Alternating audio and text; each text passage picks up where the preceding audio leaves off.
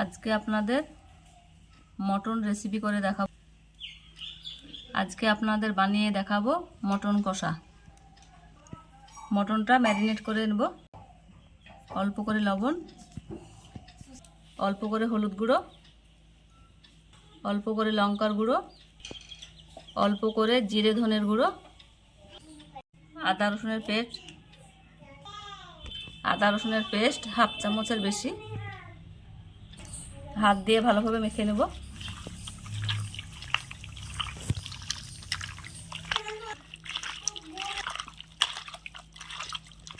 হাতে চাপ দিয়ে মেখে নেব। 30 মিনিট ঢেকে রেখে দেব।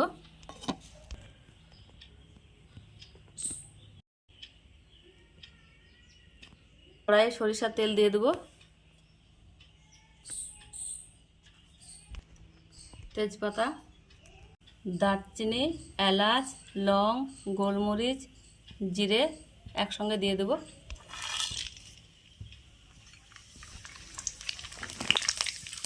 পেঁয়াজ কুচি দিয়ে দেব।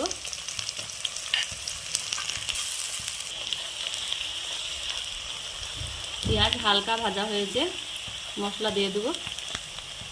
লবণ, লঙ্কা গুঁড়ো,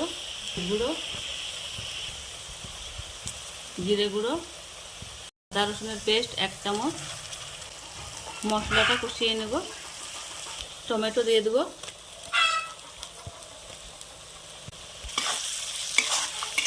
পাঁচ মিনিট কষিয়ে নেব।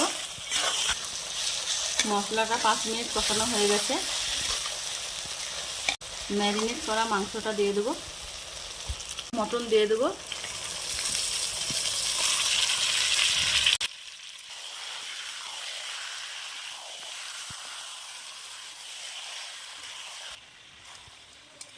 পনেরো মিনিট কষিয়ে নেওয়া হয়ে গেল। এবার জল দিয়ে দেব। উপর দিয়ে কাঁচা লঙ্কা দিয়ে দেব। গরম মশলার গুঁড়ো ছড়িয়ে দেব। মটন রান্না হয়ে গেছে, নামিয়ে নেব। মটনটা ঢেলে নেব।